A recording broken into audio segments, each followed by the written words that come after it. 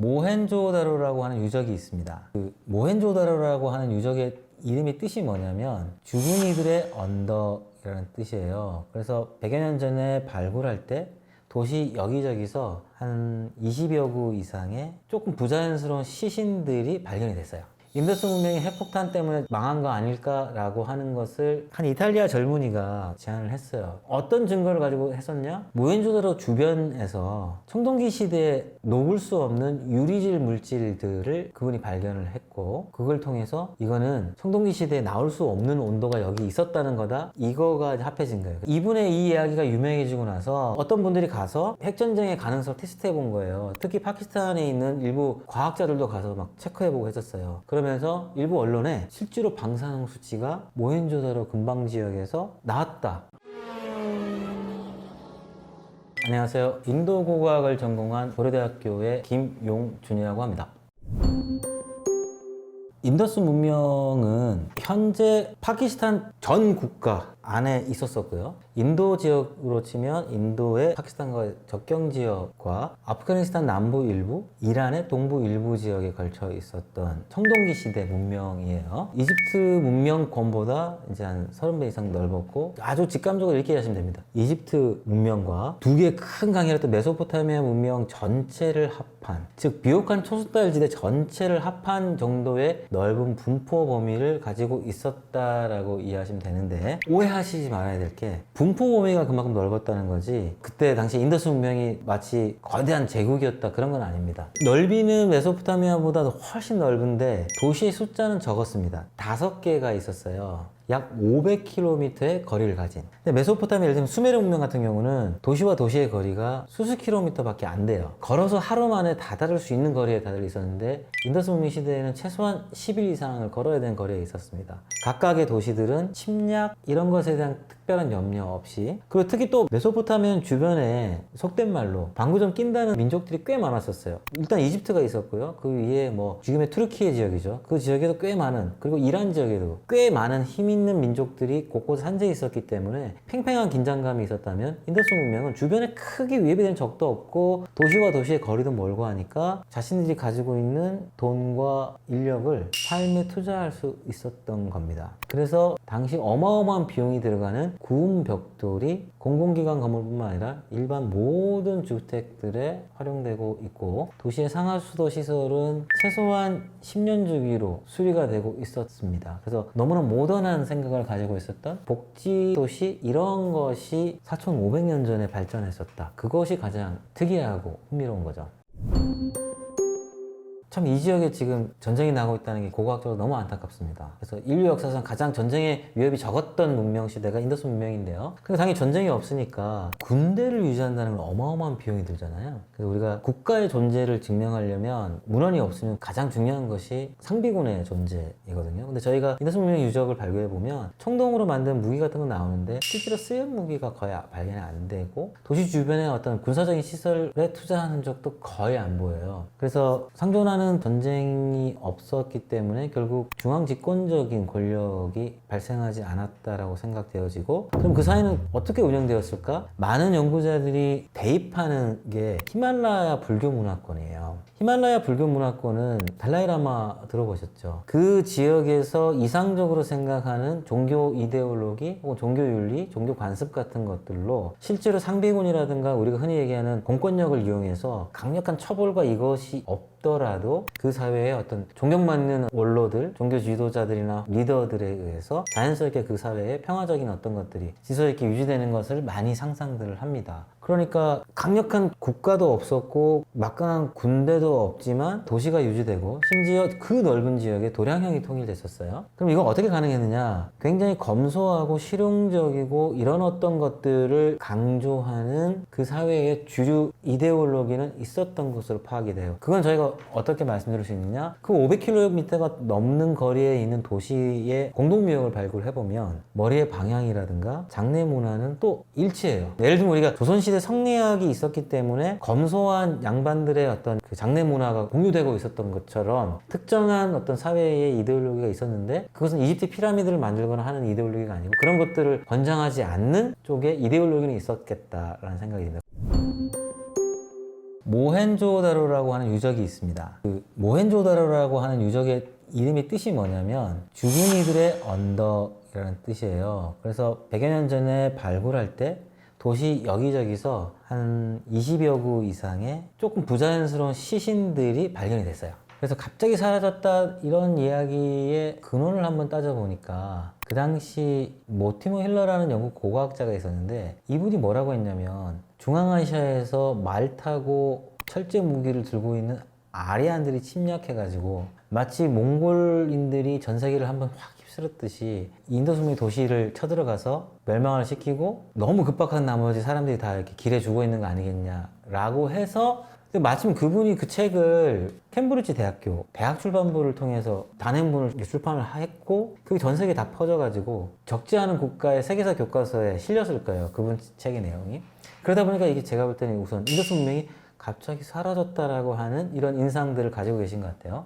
첫 번째, 거기 있는 시신들은요, 나중에 이제 저희가 꼼꼼하게 다시 보면 인더스 문명 시대와 관련이 없어요. 왜 그러냐면 그 발굴 사진을 가만 보면, 자, 그때 전쟁이 있었으면 벽돌 도로 위에 시신이 있어야 될 거 아니에요. 근데 그 시신들은 예를 들면 벽돌이 있는 도로 위에 한참 위에 한 40cm 정도 흙이 쌓인 곳에 있었어요. 그러니까 인더스 문명이 쇠퇴하고 나서 꽤 많이 시간이 흐른 다음에 거기가 거의 폐허가 된 곳에 인도는 화장을 하면 좋은데 돈이 없어서 화장을 못 하시는 분들이 지금도 언덕 위에다가 시신을 많이 유기를 해요. 그래서 이거는 모헨조다로뿐만 아니라 하라파에서도 발견됐고 제가 참여했던 다른 도시 유적에서도 다 발견됐습니다. 인더스 문명 시대와 관계없이. 자, 그런데 어쨌든 간에 그분이 그 아리안 침략론이라고 하는 걸 제시를 했는데요. 왜 그것은 사실이 아니냐면 중앙아시아 등지에서 기마와 철기를 가지고 인도와 대륙에 진출한 세력이 있었습니다. 문제는 인더스 문명이 쇠퇴했던 시기랑 그들이 진출한 시기랑 시대 차이가 지금 너무 많이 나요. 그러니까 이거는 두 개가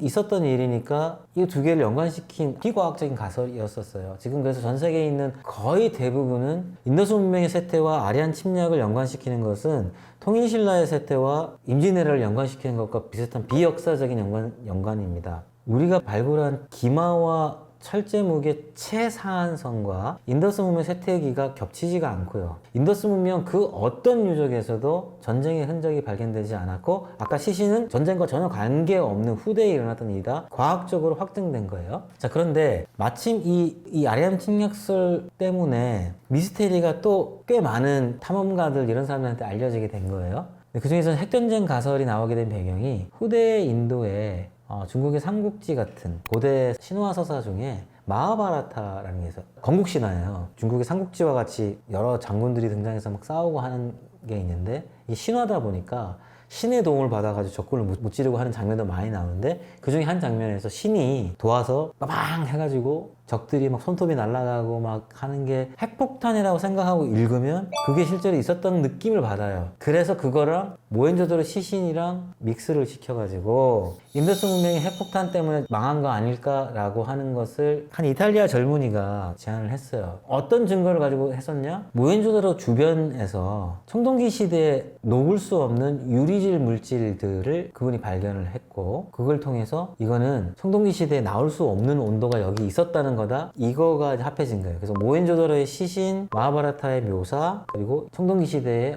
과학적으로 올릴 수 없었던 온도에 의해서 생긴 유리질 물질. 그 유리질 물질은 어떻게 나온 거냐? 인더스 문명 시대의 도시들은 구운 벽돌로 만들어졌어요. 지금도 그 전통적으로 벽돌을 만드는 공장에 가보면 실수로 온도를 너무 올려가지고 한 1000개 중에 한 4, 50개는 불량품이 나와요. 무슨 말이냐? 흙을 구울 수 있는 온도를 넘어서서 심지어 청동기 시대지만 철이 녹을 수 있는 정도의 원하지 않는 온도로 올라가는 상황이 벌어지고 지금도 가보면 어마어마하게 그 유리질 물질이 많이 나오거든요. 그리고 그 주변에 버려요. 그래서 실제로 한 그 이탈리아 젊은이가 그걸 주웠다고 하면 인더스 문명 시절에 거실 가능성도 있긴 있거든요. 근데 그거는 그들이 원해서 생산한 물질이 아니고 벽돌 공장에서 실수로 나온 물질이라서 가능성이 제일 높아 보이고요. 이분의 이 이야기가 유명해지고 나서 어떤 분들이 가서 핵전쟁의 가능성을 테스트해 본 거예요. 특히 특히 파키스탄에 있는 일부 과학자들도 가서 막 체크해보고 했었어요. 그러면서 일부 언론에 실제로 방사능 수치가 모헨조다로 근방 지역에서 나왔다. 그거는 소련 아프가니스탄 전쟁 이후에 파키스탄과 인도가 국제사회의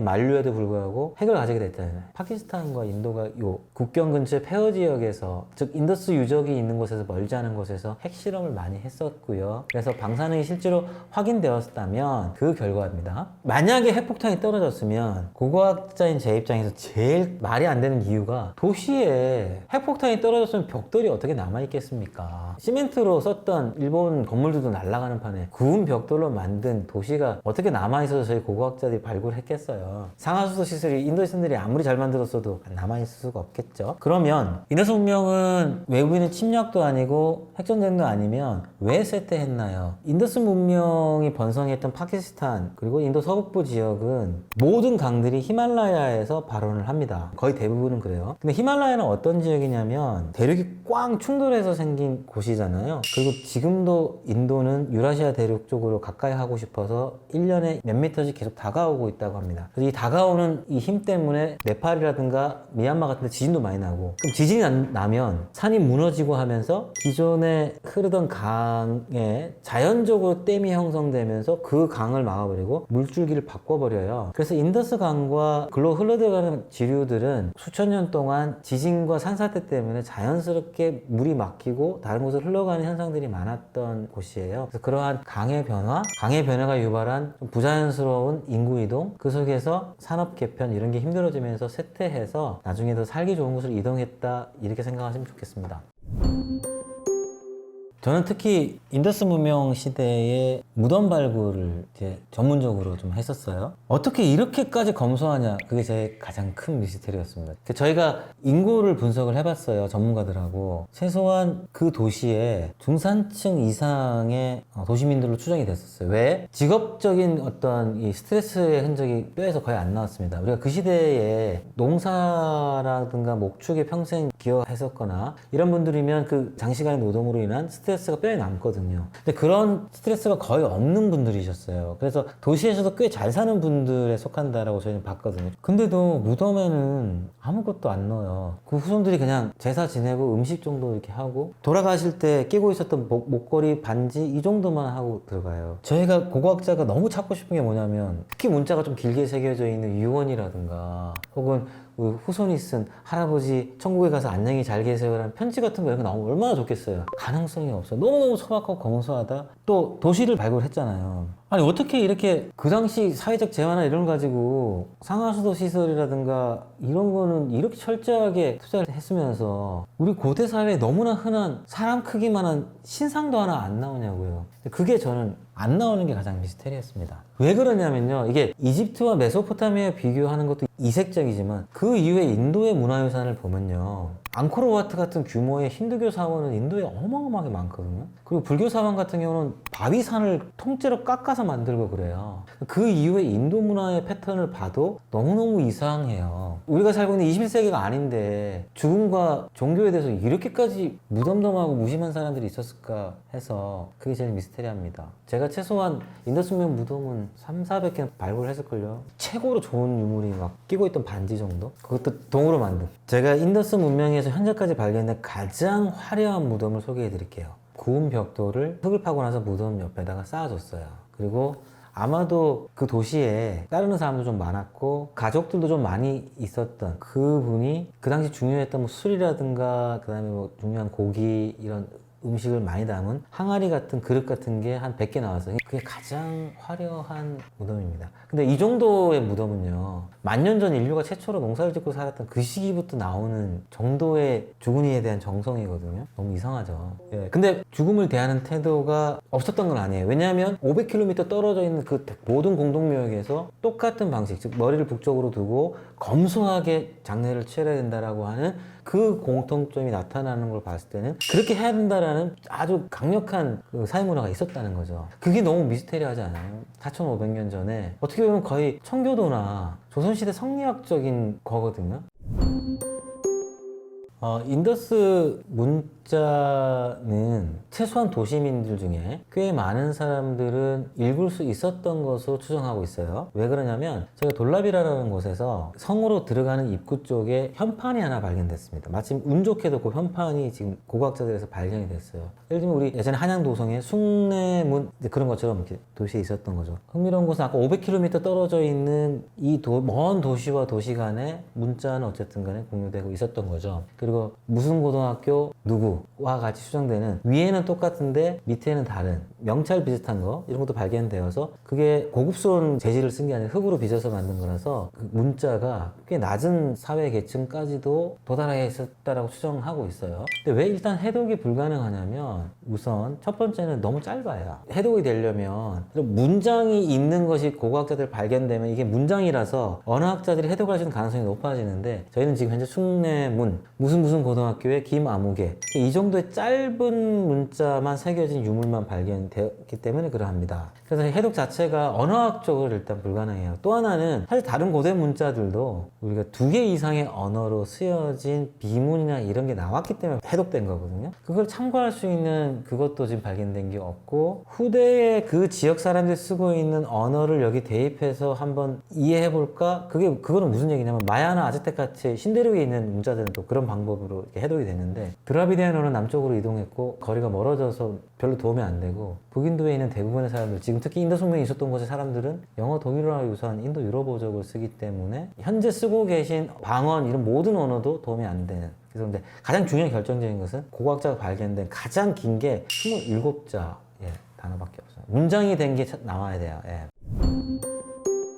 인더스 문명은 멸망한 게 아니라 쇠퇴했고요. 그리고 이 지역에 있었던 지역민들이 그 주변 지역에 살기 좋은 곳으로 이동했기 때문에 사람의 이동과 함께 이 지역의 일부 문화가 다른 지역으로 이제 전파됐었어요. 현재까지 남아있는 인더스 문명이 가지고 있는 유산이 뭘까 했을 때 제일 중요한 것은 침례 문화예요. 이 인더스 문명 시대부터 있었던 침례 문화가 강력하게 유지가 돼서 지금도 인도인들은 신성한 강 이런 곳에서 목욕을 하는 그런 전통을 가지고 있고요. 또 하나 이것은 인도 문화를 넘어서서 전 세계인들에게 영향을 미친 건데요. 우리가 지금 흔히 입고 다니는 이 면티 즉 면화가 인더스 문명 시대 때 처음으로 발명되고 보편화된 겁니다. 그리고 그 이후에 인도 문화에 나타나는 아주 중요한 것 중에 하나가 인도인들은 지금도 가보시면 매우 화려한 색깔과 화려한 문양이 있는 옷들 그리고 온몸에 장신구를 하는 걸 좋아합니다. 그리고 팔찌도 막 우리 입장에서 볼 때 좀 과하다고 생각하는 어떤 그런 패션에 대한 관심 이것도 인더스 문명의 산물입니다. 그리고 어쨌든 인도의 기층 문화, 토착 문화 중에 중요한 게 예를 들면 소를 좀 존중하는 문화라든가 음식 문화 우리 한국 분들도 많이 즐기시는 카레 특히 강황과 이렇게 곡식을 해서 비벼 먹는 그 음식 문화도 지금까지 전해진다라고 생각되어져요. 그 이외에도 석가모니가 인더스 문명 이후에 한 2000년 후에 겐지스 강변에 등장을 하는데 그 시절에 보통 석가모니가 속했던 그 가문이 우리가 보통 민주공화정이라고 불러요. 큰 정치 세력을 키우기보다는 각 지역 세력들의 촌장을 모아서 민주적으로 협의해 나가는 석가모니가 후대에 이렇게 승원을 유지하고 하면서 다른 종교 전통과 달리 굉장히 이렇게 민주적인 어떤 운영을 제안했던 것도 자신의 정치적 배경이라고 하거든요. 그래서 그 이후에 민주적인 어떤 정치의 운영 이런 것들도 인더스 문명의 산물일 가능성이 있다라고까지 얘기하시는 분들이 많아요.